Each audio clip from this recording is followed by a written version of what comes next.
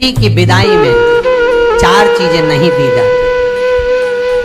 बेटी की विदाई में 4 चीजें नहीं देते। पहली झाड़ू, दूसरी सुई, तीसरी चलनी और चौथा अचार की बरनी। ये बेटी के कन्यादान में, बेटी की विदाई में नहीं देते। बड़ी दे दो, पापड़ दे दो, ये चल जाए, पर बेटी की विदाई में, बेटी के कन्यादान में ना तो झाड़ू जाएगी, ना सुई जाती है, ना चलनी जाती है, ना अचार की बरनी जाती है। और मेरा निवेदन है, अगर बेटी को तुम्हारे घर का, तुम्हारे हाथ का अचार कितना भी पसंद हो और बेटी की मम्मी बना के दे रहे, नहीं मत देना, क्योंकि बेटी तन, मन और धन, ये 3 चीजों से दुखी रहेगी। अगर माँ ने अचार दे दिया तो बेटी के घर में या तो तन से दुखी रहेगी, या मन से दुखी रहेगी, या धन से दुखी रहेगी। बेटी को ये 3 दुख तो रहेंगे ही। कई लोग तो अपनी बहू से कहते हैं, बेटा तू मायके जा रही, तेरी मम्मी के हाथ का अचार अच्छा लगता है, लिया ना बांध के। अब उनको कौन समझा? तुमने तो कह दिया बांध के लिया ना, पर उसको समझो तो सही, क्यों नहीं लाना?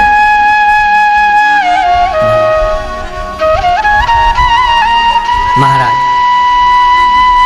दरिद्रता देवी को क्रोध आ गया। लक्ष्मी जी के साथ नारायण जाने लगे तो लक्ष्मी जी बोली, रुको प्रभु, मेरी बहन पीपल के पेड़ के नीचे बैठी है, आप कृपा करें। भगवान विष्णु ने कहा, सुनो लक्ष्मी, लक्ष्मी और नारायण इस पीपल के वृक्ष के नीचे आकर दरिद्रता देवी से मिले हैं। 7 दिन तक पूरे सप्ताह पीपल के वृक्ष के नीचे लक्ष्मी और नारायण का वासा होगा। जो पीपल के वृक्ष के नीचे आकर दीप जलाएगा, पूजन करेगा, पाठ करेगा, उसको संपदा की प्राप्ति होगी।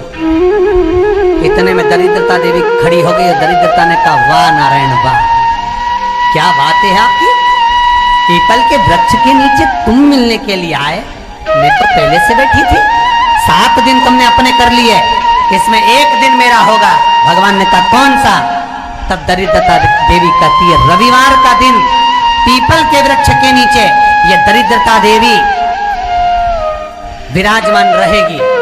अगर रविवार के दिन कोई पीपल के वृक्ष के नीचे आएगा तो उसके साथ दरिद्रता देवी उसके घर में प्रवेश करेगी। इसलिए शास्त्र रीति में भगवान विष्णु ने उसी समय पलटवार करते हुए कह दिया, अरे ओ दरिद्रता सुन,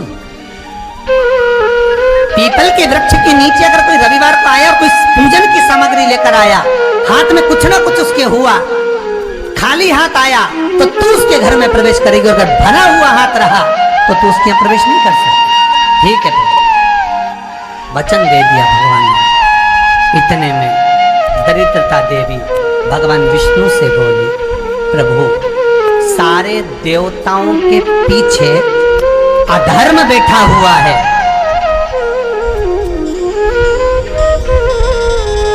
सारे देवताओं के पीछे अधर्म बैठा हुआ है।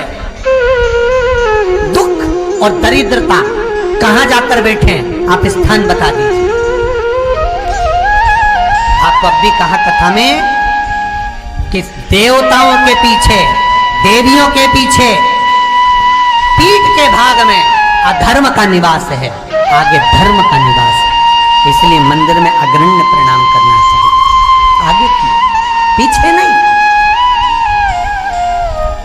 दरिद्रता देवी कहती है, ये दरिद्रता और दुख कहां जाकर बैठेंगे, आप वर दीजिए। भगवान विष्णु ने कहा, ये भी तेरे लिए है, तू लक्ष्मी की बहन है, मांग ले, तुझे कहां बैठना है, कहां रहना है।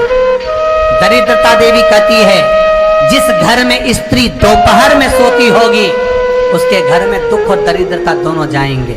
जिनके घर में कांटेदार पेड़े लगे होंगे, पौधे लगे होंगे, उनके घर में दुख और दरिद्रता दोनों जाएंगे।